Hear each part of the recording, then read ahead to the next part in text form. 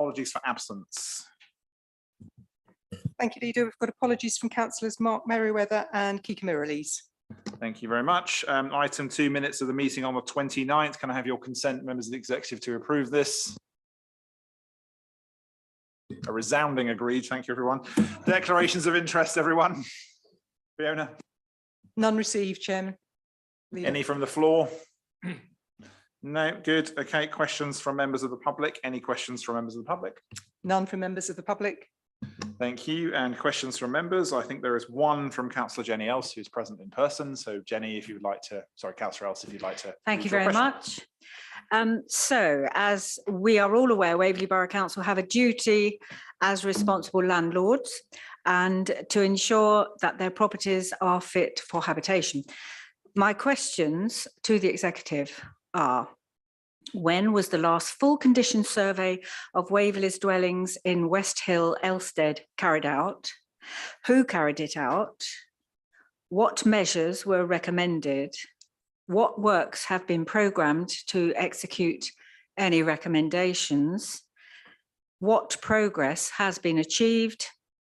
How do these properties rate under the HHSRS and the EPC?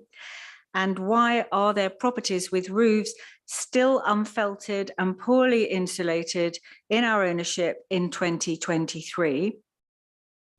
And finally, and most importantly, I suppose, how does this correlate to Waverley Borough Council's commitment to carbon neutrality? Thank you. Thank you very much, Councillor Else. Councillor Paul Rivers is going to respond to those questions. Thank you, Leader. Councillor Jenny Else, thank you very much for your question. Thank you indeed. And thank you too to our officers for helping me answer these questions. The last full condition survey was carried out 4 years ago, and it was carried out by internal stock condition surveyors. Stock surveyors assess the condition of key components of properties, but do not make recommendations. From the data collected, programs of work such as cavity wall insulation have been implemented and properties have been insulated. From the data held, these properties are free of housing health and safety rating category 1 hazards. The majority of the EPCs for the properties in West Hill are category D. From the records, the properties at West Hill have both cavity wall and loft insulation. Many of the council's roofs do not have felt underlayment, but this does not impact on the EPC rating. And lastly, the council has a fabric first policy in relation to our houses, and this is reflected in the insulation of the homes programme. Thank you, Leader. Thank you, Councillor Rivers. As you've gone to the trouble of asking a proper question, Councillor Else, is there any supplementary question you'd like to ask? Thank you. I wasn't expecting that, Councillor Follows.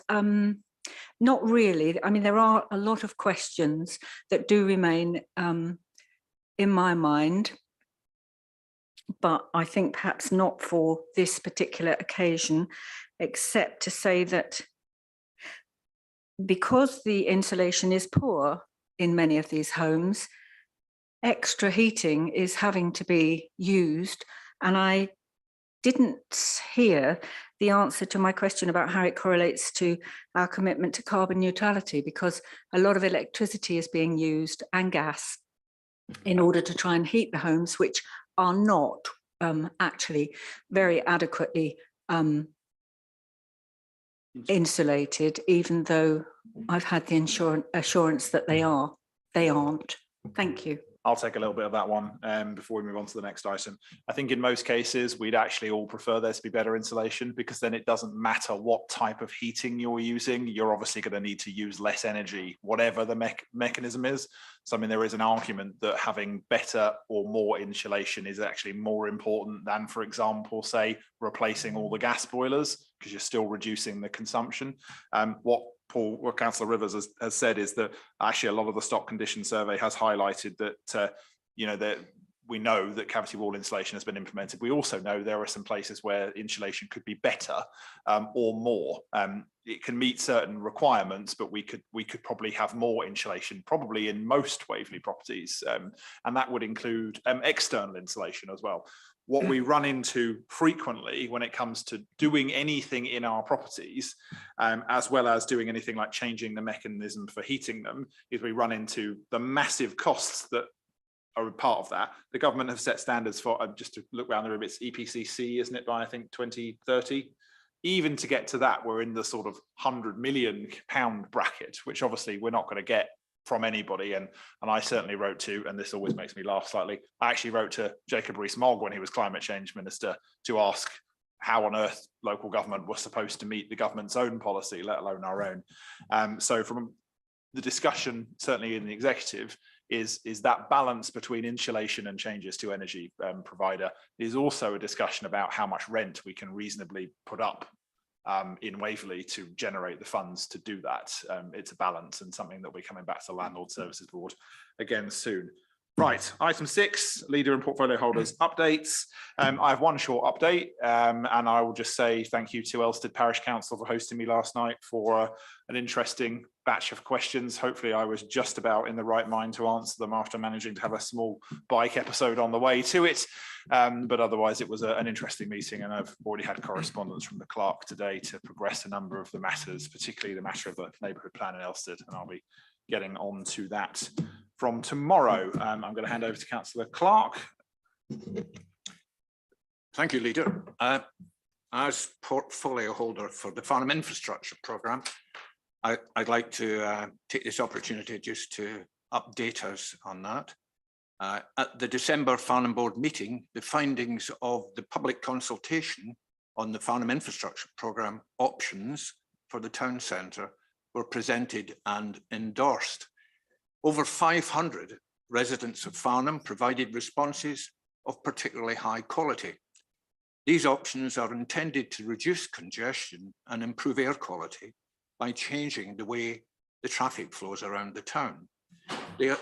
They also intend to make Farnham a more pedestrian-friendly town to improve the experience of shoppers, who are vital, of course, to the survival of the town centre.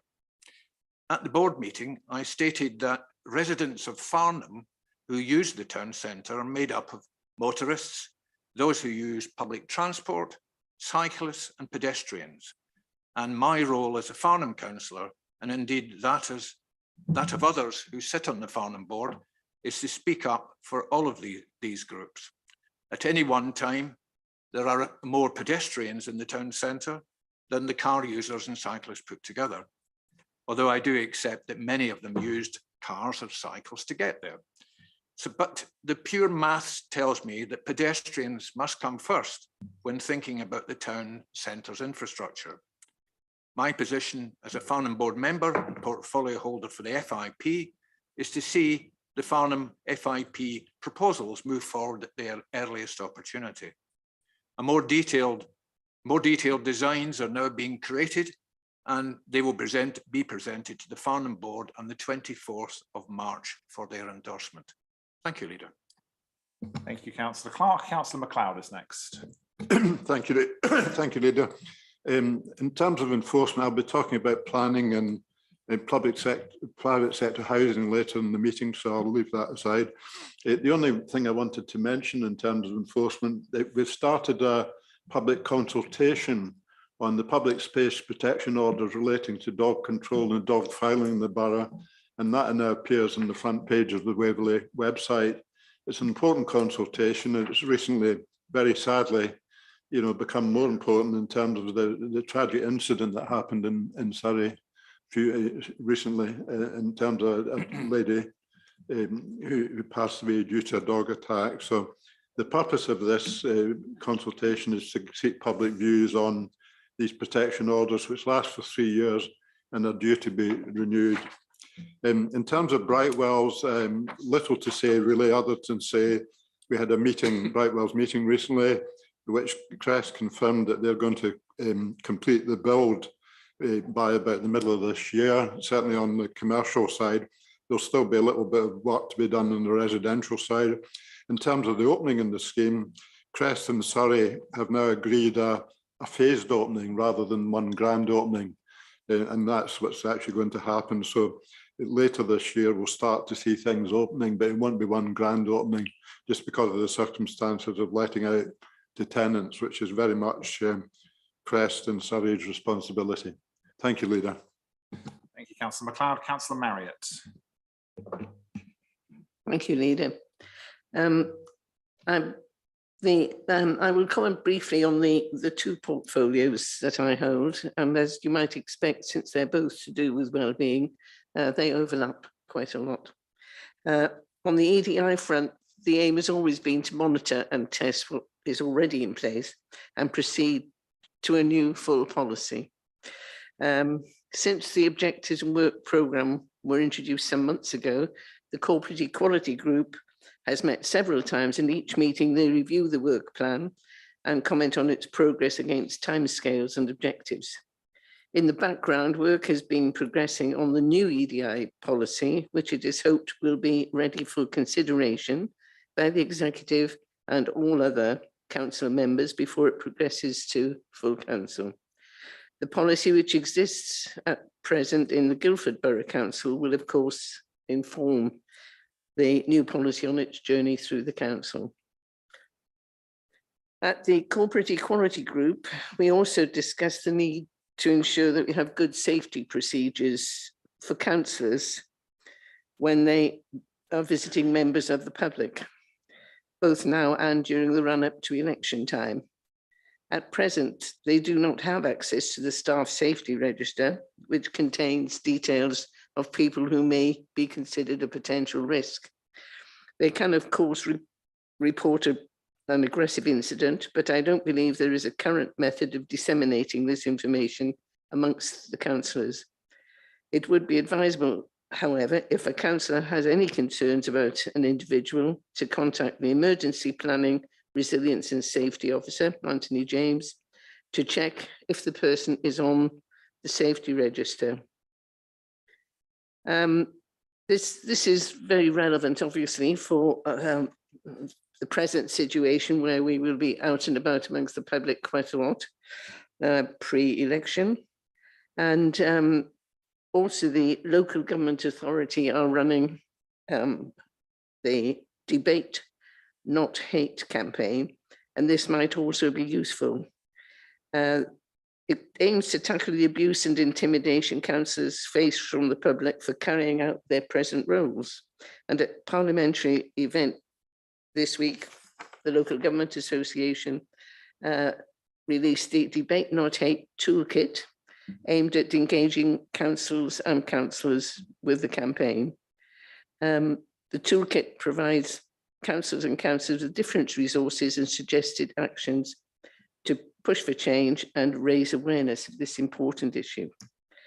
A range of digital assets will be available and a package of resources and templates, and it is hoped that Waverley will sign the public statement to act with them against the intimidation of councillors. Thank you, Paul. Yes, I think that would need to extend to candidates. Certainly nobody wants anything like the sort of intimidation that some people experience during the general election, let alone anything other than that. Okay, I've got next up Councillor Paul Rivers. Thank you, Leader. Little to say at this point on housing maintenance other than I will be speaking to agenda item number 10, but there will be some exciting and challenging items coming in the next few weeks. So everybody get yourselves ready for something exciting and challenging. Exciting and challenging do appear to be the watchwords of local government, exciting and challenging. Thank you, Councillor Rivers. Councillor Palmer. Yes, I don't have anything to add at this point, but eagerly look forward to my colleagues' revelations. Aren't we all? Thank you, Councillor Palmer. Councillor Townsend. Thank you, Leader. Well, the planning portfolio has been quite busy, as you can imagine, and I also have the portfolio for economic development. So I'm pleased to say that the development team continue to maintain their performance. Validations are still up to date, with none older than 5 days. And I'd like to take this opportunity once again to thank them for all their hard work in this area.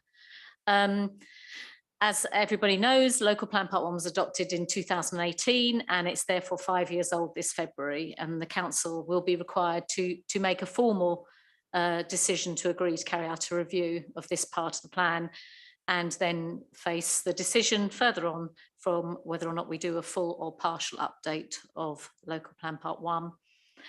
It won't have gone unnoticed that there was a ministerial statement issued in December 22 about the prospective changes to the planning system, included changes to national planning policy as well.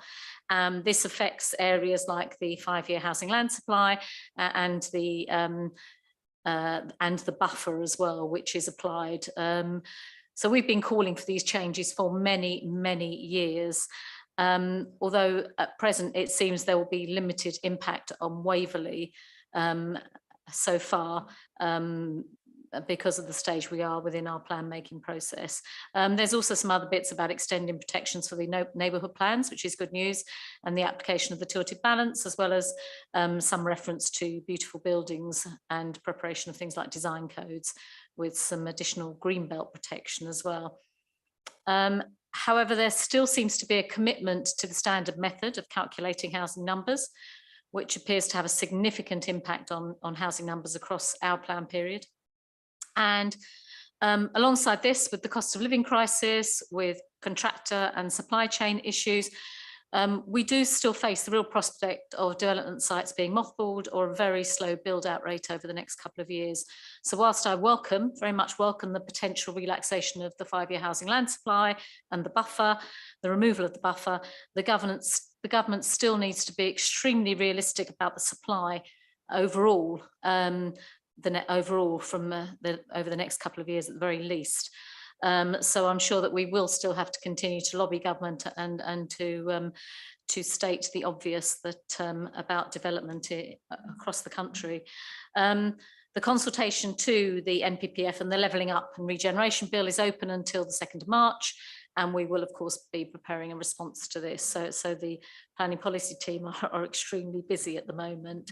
The government's saying they'll respond to the consultation in spring 2023 and then publish the framework as part of the national planning policy framework as part of this. So they're looking at policy changes as soon as possible after that. And it's clear that you know, this will have an impact on our decisions as well in the review of Local Plan Part 1 and potentially Local Plan Part 2 going forward. I'm pleased to see that the Climate Change and Sustainability SPD, which has been adopted, and we are now seeing our first applications coming through with completed checklists. So I'm sure our planning committees will be looking over those very intently. We do still continue to have an extremely busy time ahead. And like our residents and local businesses, we still have enormous challenges to overcome. To remind members, the current energy bill relief scheme announced in September for businesses comes to an end in March 2023. And the discount for this year to March 2024 has been substantially cut by more than 2/3. And many of our businesses will find this extremely tough. The economic development team are continuing to provide timely information and to support our businesses as much as we can.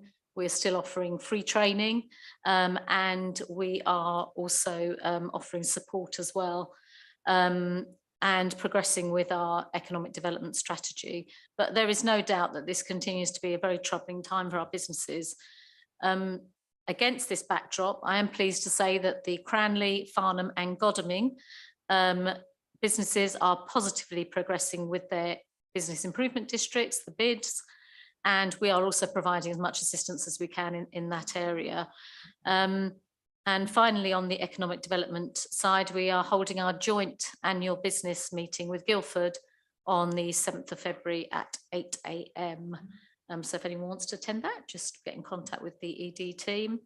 And then I'm just pleased to confirm that the tender for the architect and consultant services for the Cranley Leisure Centre new build project is due to be published at the end of this month. So that is moving forward as well. Thank you, Leader. Thank you very much, Councillor Townsend. And finally, Councillor Williams. Thank you, Leader. Members will be aware that operating our waste services comprises a large proportion of our carbon emissions as a borough. And until the current contract with Biffa is up for renewal in 2027, we are limited in what we can actually do to reduce that element of our carbon footprint. And one approach, which is not ideal, but which is helpful, is to replace diesel fuel with an appropriately sourced biodiesel, which reduces but does not eliminate emissions and moves us away from a reliance on fossil fuels. We are therefore currently trialling, we're operating a pilot scheme where we've purchased 60,000 litres of HVO or biodiesel for use in our current vehicle fleet over coming months. And as with many of the measures that we take, we are constrained in what we can do without the support of central government, but we are, as always, doing as much as we can. Thank you, Leader.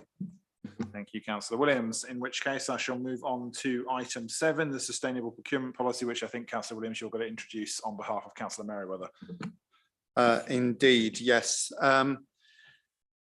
Now, again, in terms of sustainable procurement policy, significant changes in our corporate strategy in 2019 meant that it became increasingly apparent that our current environmental, social and governance objectives were not being met through necessarily met through our current procurement strategy, and that we needed within procurement rules, which many of which we are not in control of, we needed to take account of those objectives, particularly our climate objectives in our own procurement.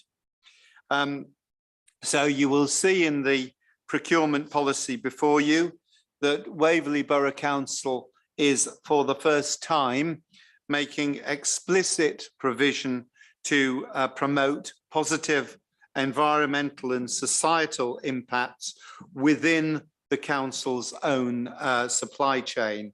And that means, amongst other things, not just getting things right in terms of our own policies and our own actions, but building commitments to carbon reduction and our trajectory to net zero carbon by 2030 into relevant supplier contracts.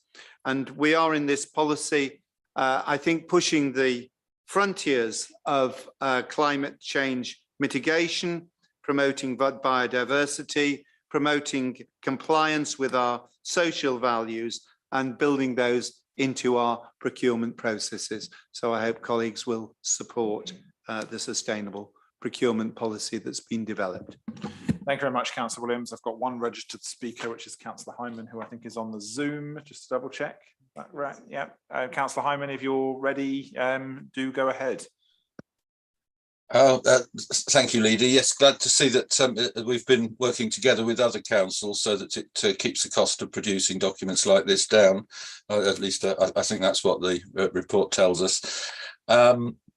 Referring to page 7, I think it is on your officer report agenda papers, paragraph 1.6 refers to the costs, and I really just wanted to say that it would be nice if, for the sake of informed decision making, we could ensure that in future any such initiatives and policies are costed, so that we know what the cost of this is going to be to our residents in the future on an ongoing basis. Pleased that it's relatively concise, although obviously there is some burden on suppliers. Very much hope that it's worthwhile, of course. Had a look quickly at the version control on the first page, on page 12 of your committee papers. Sorry, I haven't had a hard copy through the door of executive paper, so I'm struggling with this. Version control there, you see we've had 3 different versions already, all of them version 0.1. Which seems a little bit of an odd way to do things. So if we can just clean things like that up in future as well, that would be great. Obviously, it would be nice to start with 1 rather than a 10th of something, which is what we're sort of mathematically implying almost here. And of course, this version is updated 6.1.23 isn't in there. So with version control is speaking on behalf of Councillor Seaborn, of course, has always been very hot on this. Really does need to be checked and done properly on all of our documents as we come forward. We obviously haven't quite mastered it. We've had 4 versions, 1 of them not on there, and 3 of them just don't seem to make any sense that's in front of us. It could do with a read through the glossary at the end. If you look on the final page of the document, I don't know what. I'm just looking at trying to find a page number for it. Page 18 of your papers. We're looking at a climate emergency. So there's a declaration made by an organisation committing it to take urgent action to reduce greenhouse gas emissions and detrimental actions affecting the stability of the climate. That doesn't read particularly well because we don't want to take detrimental actions affecting the stability of the climate. So we can read that. I think it could be read differently, but the impacts we felt across the country, which will affect our services and our most vulnerable residents. Yes, but I think we ought to be looking to try and word it a little bit better. I don't know whether that's all the councils put their heads together in order to come up with that, but there are a few other bits like that. And of course, it applies with or without action there, so that could be improved. There are a couple of bits it would be good to have a read through it, but hopefully this will have some sort of impact without too much of a cost. But it would be nice to know what the cost will be to residents, because ultimately that's what we should know before we're making decisions. Thanks very much. Thank you, Councillor Hyman. I think I'm going to renew my request that if you've got suggestions about specific points of grammar, syntax, spelling, any of the words in the document, those are the sorts of things that an email to Democratic Services would be the most constructive way of doing that. I will agree with part of what you said regarding the version control. Yes, it should not be 3 lots of 0.1. I do take that point. My assumption would be that the published version as endorsed and agreed, should we do so in a minute, would be version 1 and it would be published as such. So from that point of view, I think we'd be fine, but I take the point regarding drafts and I'm sure that'll be addressed in future. I do personally think that one on climate emergency at the end does make sense in that we are trying to prevent detrimental actions to the climate. And I think just to respond to the section regarding costs, I think we could only make that clear in 1.6 in a meaningful way if we were literally going to list dozens of examples of contracts that obviously haven't been agreed yet under this new framework. So I mean, they would only be guesses anyway. Speaking as somebody who does a lot of this sort of thing in a hat outside of the council, these are types of policy that are not alien to contractors of almost any variety at the moment, and they're generally factored in. So I don't foresee significant costs, but at the same time, I don't think it's possible to answer your question fully without actually just adding a great deal of speculative random examples. It's not a case that this generates a specific cost that is factual for all time. Councillor Williams, did you want to add anything to that? Yeah, I think you've made most of the points that I was going to make, including actually, the point about typographical and grammatical and stylistic issues, which possibly could have come before.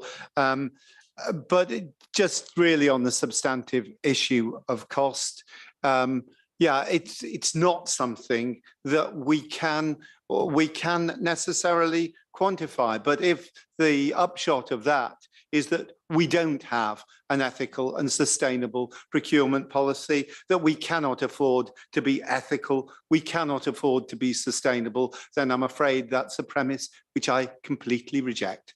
Thank you. I'll contact the government's ethics advisor for advice when they appoint one. Any other comments from any members of the executive before I move to the recommendation? Seeing none, so the recommendation is that the policy be endorsed by the executive and adopted. And I'm going to add the words version 1 to that. All those in favour, please show. Thank you very much, everybody. Moving then on to item 8, which is an update to the local planning enforcement plan. And I'm handing over to Councillor MacLeod to introduce. Thank you, Leader. This item covers the fact that we are updating the current 2013 plan, which is now obviously coming up for 10 years old. And just to explain briefly why we're doing that, firstly, it's because of changes in legislation to the NPPF, changes in our own local plan, our corporate strategy, etc. That's the fundamental reason to do it. But we're also taking the opportunity to actually try and build into the plan a better understanding for the public of their expectations, or understandably high expectations of planning enforcement, but to make sure they understand what our powers really are and how we can use them and timescales associated. And I think I've said before, it's not only, it doesn't say in the plan, it's not only the public that needs this understanding, but I think the councillors do as well. And we've already agreed in the new council, there should be an education session to help with all of this. Thirdly, we're looking to provide some more accountability to the public through this plan by, referring to the performance reports that we produce every 3 months and pointing out to members of the public that they can attend ONS meetings and exec committee meetings to ask questions and on matters relating to the plan. The last thing to say is we're proposing now that we update the plan every 2 years rather than leaving it to every 10 years.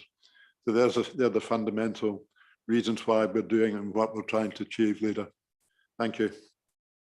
Thank you. I've got no registered speakers, so I'll just say thank you to officers for the work that's gone into this. And as you've said, planning enforcement is one of the least well understood concepts, both by residents and by councillors, in terms of what it can actually do.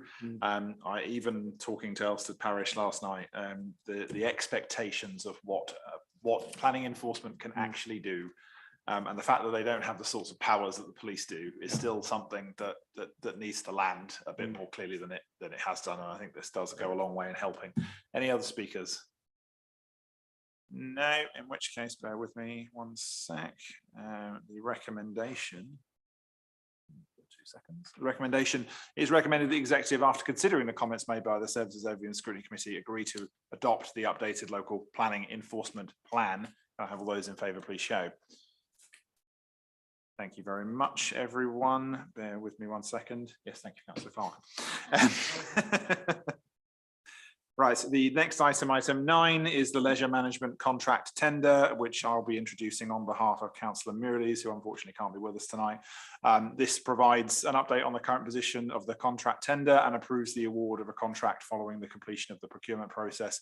Obviously, this is something that we've been going through for a long time now. I think it's been to our internal exec briefing probably at least once a month, sometimes greater frequency than that, just to get updating. It's been through ONS, I think, twice, and has had a particular working group at ONS, who I will again thank for their constructive contributions. Obviously, the leisure contract and leisure provision is probably the largest discretionary service that a borough council provides. Obviously, it's one of the most important as well in terms of its health and well-being contributions, and is certainly one of the larger things a borough council can and usually does do. And obviously, we're having to make sure that we get a provider that can carry on doing what they're doing and factor in things like energy costs moving forward, which when you're running things like swimming pools is no small quantity. So this has been through the complete and proper process, and I will commend it to you and all of the hard work that's gone into making sure that this has got there. I've got one registered speaker, which is Councillor Hyman, and I'll hand over to you now.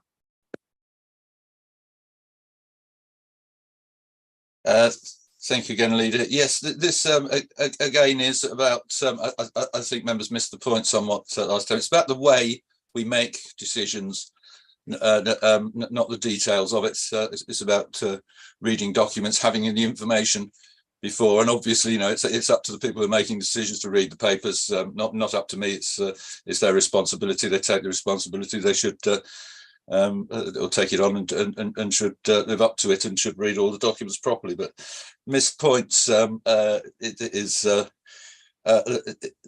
issue really. Let's looking at this leisure contract, leisure management contract is something I've been through with ONS some years ago, and I appreciate all the effort that goes into it. But I'm concerned here that as paragraph 6.1 tells us here that the contract procurement is not yet complete. Yet the recommendation says that we're going to approve the award of the contract to the top ranked bidder following completion of the procurement process. Well, the completion of the procurement process won't be done for a month or two. But we're approving it now, so doesn't appear to make any sense here. We're about retendering now. The evaluation is going to be in February or March. So for the executive to approve the award of the contract now and have a recommendation saying that we're doing that following completion of the procurement process really doesn't seem to make sense, and is a very strange way to make decisions. Just basically saying we're going to accept whatever is done, we're delegating the decision. And I think with such a major thing here, this always used to go to the council, these such large decisions. And I'm very worried that it's not just a matter of it now being delegated, but that it's being done in advance of the work being done and the tendering being completed, and so it does seem a very strange way to run a ballroom, Chairman. Thanks. Thank you, Councillor Hyman. I mean, I've sat and listened to, I can't even count how many briefings on this particular subject over the course of the past couple of years, and there's a table in 3.4 that gives you a sort of even vague idea of what the next stages are. I mean, from my point of view, this is dotting the I's and crossing the T's before it goes out to the last bit. Councillor Townsend, do you want to jump in there? Yeah, sorry, I think in response to Councillor Hyman's question, it's you know, whether or not it could be worded better, but the procurement won't be complete until the contract is awarded, and therefore it's not known at this stage what the final income will be. So that's once the procurement is complete, as in we've procured and got the contract. So I think, you know, it may be, you know, that there could have been done with an extra few words in there, but I suppose as we who do read the papers have had countless briefings on this and obviously reports, I suppose we understand what that actual sentence meant. So I can assure Councillor Hyman that everything is as it should be. Thank you. Thank you, Councillor Townsend. I'm not going to labour the point about whether or not we read papers. I'm assuming everybody here does. I'm going to say just again that I do. Any other comments from members of the executive? Nope. Okay, in which case let me just go to the recommendation, which is in two parts. It's recommended that Executive 1 approve the award of the proposed contract to the top ranked bidder following the completion of the procurement process, and 2, delegate authority to the Strategic Director for Transformation and Governance to complete all required contractual documentation and approve execution of the contract document. I have all those in favour of those two recommendations, please show. Thank you very much. Moving on to item 10, the HRA budget request, which is with Councillor Rivers.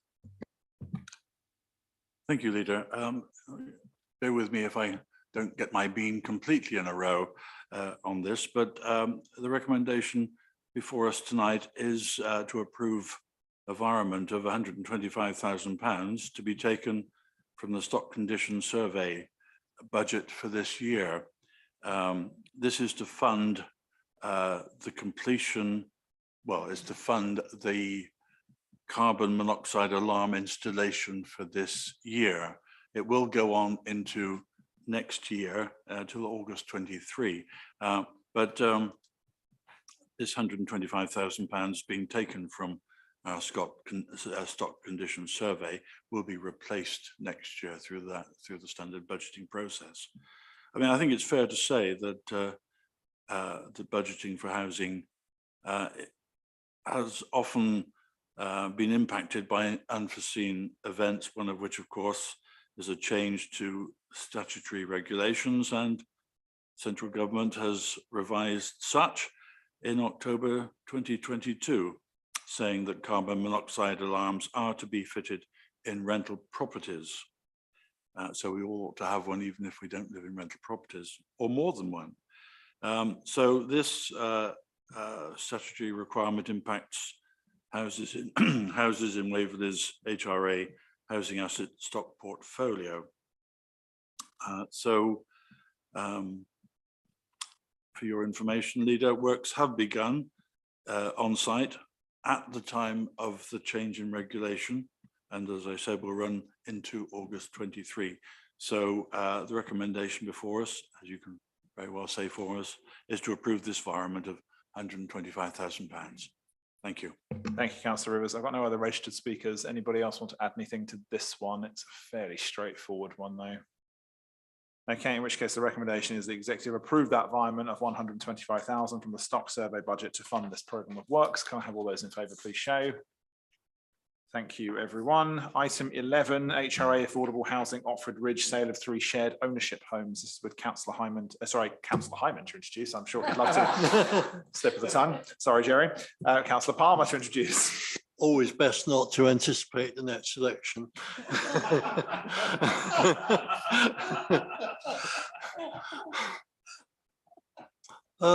The affordable homes delivery strategy sets out the council's priorities, which are to emphasise the need for rented homes, but also to allow for the possibility of affordable home ownership. And the most affordable version of affordable home ownership is shared ownership. So we look out for opportunities for this. Now, Laurel Close is one of 4 sites which form part of the master plan for Oxford Ridge, and 17 of the new properties on new development were intended for affordable homes, 14 for rent and 3 for shared ownership.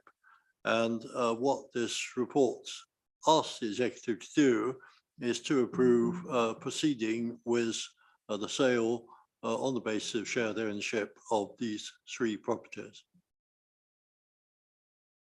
Thank you, Councillor Palmer. Councillor Hyman has registered to speak on this, and I'll now hand over to you, Jerry. Thanks again, Leader. Yes, well, again, same matters I'm raising tonight in respect of decision making, not as the details of what's in front of us, particularly. But this one's not so much about the constitutional requirement to make properly informed decisions, but more about the surprise to see it in front of us, because we don't normally have, as far as I know, the sale of homes, shared ownership homes, or any homes which are, I suppose, at the time we're doing this, are owned by the housing revenue account. Very, very surprised. I know it's part exempt, so we don't want to talk about details, but I'm just wondering why on earth this is in front of the executive, because we don't normally see this sort of thing. The other thing, of course, in terms of decision making, is paragraph 4.6 on page 62, Leader, says that non-returnable deposits have been taken, which means that I don't think there's any choice anyway. So it would be handy if in future the officer report was able to, if residents were able to tell from the officer report in front of them whether we've actually got a choice in making this decision at all. If the deposits have been taken, I think people would assume that there isn't a choice, that it's a done deal. Why this is in front of the executive now, when in the past I'm pretty sure we haven't had all this sort of thing come forward, whether it's increasing the workload of councillors or whether it's some good reason that that residents will be unaware of. So, thanks. So in future, again, I'm not asking for things to be changed tonight, but it's just a matter of the way that we do things in future. If that could be noted, thanks. Thank you, Councillor Hyman. So the reason it's before us is because it exceeds the £100,000 decision threshold, key decision threshold, and there's no delegation of authority to officers, so it needs to come to us. In terms of whether there is a choice here before us or not, the non-refundable deposit, obviously the choice would be, if we were to say no right now, that deposit would be lost. I don't think that particularly impacts whether we have a choice or not. It is merely something that we would have to factor into our decision-making process. So those are, I hope, the two answers to the particular questions that you had. Any other comments from any members of the exec? Seeing none, can I just go to the recommendation?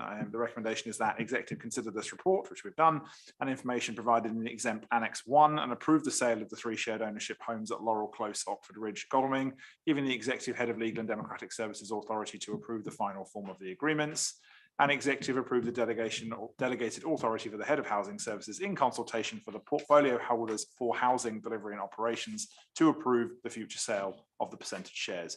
And I have all those in favour, please show. Thank you, everyone. Okay, moving on then to item 12, private sector housing enforcement policy, which is back with Councillor MacLeod. Thank you, Leader. I'm joint co-portfolio holder for this item with Councillor Rivers, but as this is principally to do with enforcement, I'm going to introduce it, but Councillor Rivers can comment afterwards if he wishes to, obviously. It's rather similar to the previous, the public service order one. Our current policy goes back quite a long way. It was initially adopted in 2007 and updated in 2014. And obviously there's been quite a lot of legislative changes that the new policy needs to take into account. I mean, the basic purpose of the policy is to give the council tools to improve the condition for tenants in the private sector. That's what we're actually trying to achieve. So we're updating the policy with the powers that we now have. And we're also introducing a charging schedule for civic penalties that can be utilised. And it's quite a complicated thing, but it's well explained in the paper. There's a sort of point system that determines the level of charges for various offences, and they can range from £1,000 to £30,000. That's quite a substantial thing that can be used. And I guess that's all I want to say about it, Leader. Just Councillor Rivers, if I may pass it through you to Councillor Rivers. Yep. Well, thanks very much. All I would say is that I'm completely in favour of policies which are reviewed every year and updated when necessary. And I think this is an indication of a policy that was in need of that and has benefited from it. Thank you. Thank you very much. I've got no registered speakers on this. Any other comments from any members of the exec? No, in which case the recommendation is that the new private sector housing enforcement policy is adopted by the council. Can I just double check the wording of that? We are able as the executive to adopt that, are we? It doesn't have to go to full council. Right, in which case, all those in favour of that recommendation, please show. Thank you very much, everyone. Bear with me 1 second. Item 13 is the review of executive working groups. There are 2 batches of changes that are being proposed here. One is for the SIL Advisory Board and the other batch is for the Landlord Services Advisory Board. So in respect of the SIL Advisory Board, this is proposing to amend the quorum level to revise it to 2 executive members and 2 non-executive members. I think the main reason for that is to make sure that the SIL committee is properly attended by people who have very much read the papers. They're complicated subjects, and of course because of the rises in many costs and other issues like that, we're getting quite a lot of additional SIL paperwork through and SIL business being discussed. So it's important that the committee is present and quorate. And secondly, the changes to the Landlord Services Advisory Board, a lot of which is bringing into the actual scope in terms of reference things that have happened through custom and practice, such as the chairmanship rotating between the tenants panel chair and the portfolio holder, and a number of other matters there, just to bring it up to date. And that followed I think a really useful meeting with the tenants panel, just to understand how they thought it was going. And I think broadly the feedback was really useful, and there are things that obviously we can develop in the future. I certainly would like the chairman of the SIL board and the chairman of Landlord Services Board to comment if they've got any particulars, but I'll start with Councillor Rivers.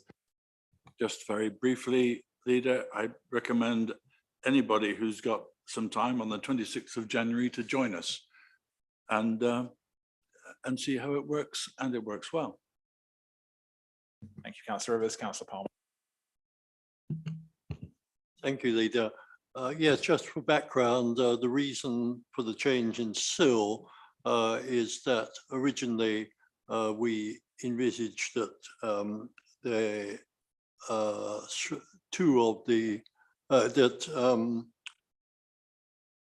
all but one of the non-executive members should attend. But because one of the non-executive members was happily promoted to the executive, that now means that all non-executive members have to attend. And because everyone occasionally has a reason why they can't attend, there was a risk that the SIL meetings might not be able to go ahead. So it's purely for that reason. Thank you, Councillor Palmer. Any other comments on this before I bring back to the recommendations? No. Okay, it's recommended that with respect to the SIL Advisory Board, the quorum is revised to 2 executive members and 2 non-executive members. And 2, with respect to the Landlord Services Advisory Board, the proposed changes to the membership in terms of reference are agreed as set out in Annex 1. Can I have all those in favour, please show? Thank you very much, and particularly those who are condemned to the SIL board. That's always a treat for everybody, I am sure. And finally, on the list, item 14, the use of special urgency procedures. So whenever we have to take an urgent key decision under sections 4.5 and 11.4 of the Council's Constitution, we're obviously required to record them and bring them forward. And we have obviously done that on the 1st, 29th and 30th of November, particularly in regards to the Wyatt's Close scheme, where was it? Bear with me. And this is the other measures in housing, particularly the gas contract. Thank you very much. Any speakers on this item? Nope, seeing none. Bear with me, let's go back to recommendation. The recommendation is that the executive note the use of the urgency procedure for the taking of key decisions on the 1st, 29th and 30th of November 2022. Can I have all those in favour, please show? Thank you very much. Item 15, exclusion of press and public. There is no need to do that, and there is no further business. So